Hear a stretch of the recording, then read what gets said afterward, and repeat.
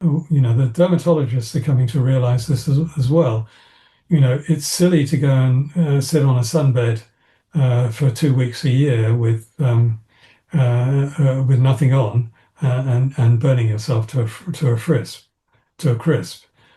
Use daylight, but use it intelligently. If you're going into lots of ultraviolet light, wear clothes to cover up.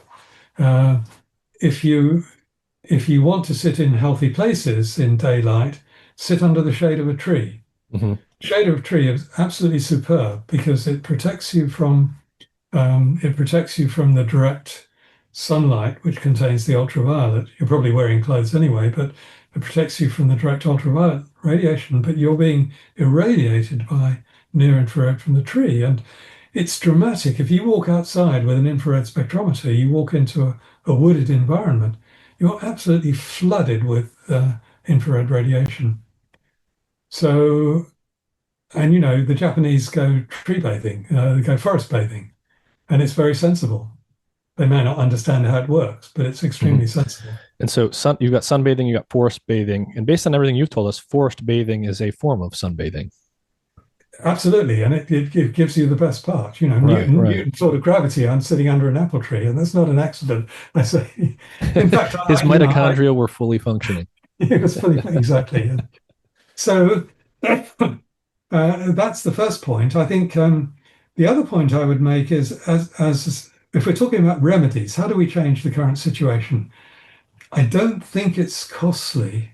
I think the health costs that we're accruing by infrared starving people are huge. The cost of diabetes, the cost of obesity is huge. The cost of changing the light environment, I think, is small. It's certainly small in terms of changing the light sources. I think the question of the windows and the transmission of the windows is more difficult because if you're going to build these big buildings with covered in glass, you're going to have proper thermal management of the buildings, and that's difficult. I think in the future, you may be able to design glass which satisfies all the criteria that you need. It lets in the amount of infrared that you need for healthy living. It uses non-visible wavelengths to produce electricity, as solar panels, and it can control the thermal properties, the input and output of the thermal properties of the building as well. So I think you need clever glass, which perhaps we haven't invented yet, but will be very interesting to think of. But the thing about buildings, I think if you go into a building, you find the whole building is lit. And if you go outside, you find people are using enormous amounts of light for security reasons. I think that's an absolute nonsense. You're much less secure in super bright security lighting than you are in very dim lighting. So you move the lighting to where people are.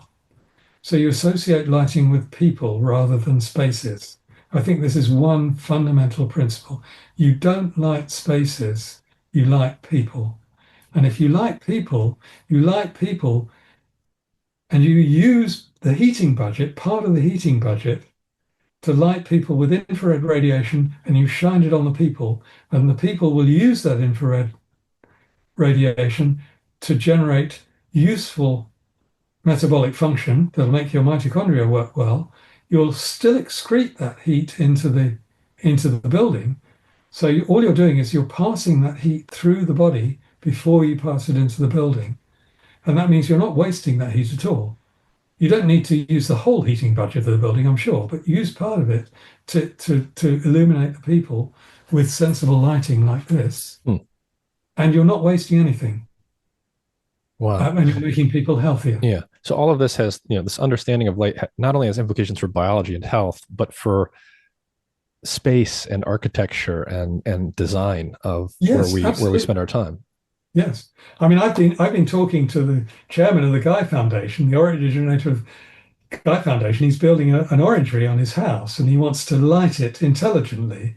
And we've decided, where you put the infrared absorbing glass, where you put the infrared transmitting glass, where you plant the plants outside the building. If you plant trees on, on north-facing windows, where the sun can see the tree, but you can't see the sun, you can radiate lots of infrared light into the building from the tree.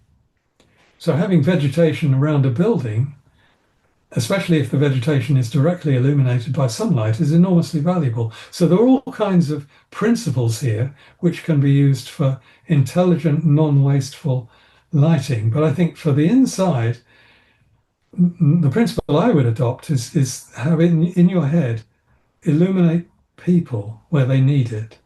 And if people don't need lighting, don't use it. Only switch it on when you need it. And follow the people around with the lighting. Light is for illuminating people, not spaces. Yeah, yeah, yeah, right.